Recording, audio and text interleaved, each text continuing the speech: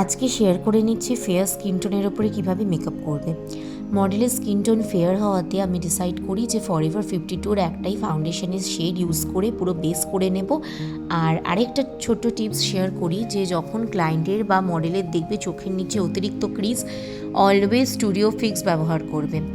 এখানে যেরকম আমি একটাই ফাউন্ডেশনের বটল ফরএভার 52-র ফেয়ার শেডের বটল দিয়ে পুরো বেস কমপ্লিট করি, একদম মিনিমাল মেকআপ। তার কারণ হচ্ছে যেহেতু সামার সিজন, আর তার সাথে হচ্ছে এখানে আমি একদম স্মোকি গ্লিটারি আই করি।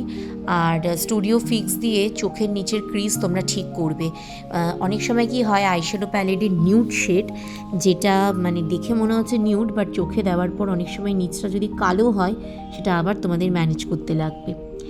তো আশা করি আজকের ভিডিওটা তোমাদের জন্য হেল্পফুল হয়েছে। ভিডিওটা ভালো লাগলে লাইক করো, কমেন্ট করো, শেয়ার করো, চ্যানেলটা অবশ্যই সাবস্ক্রাইব করো।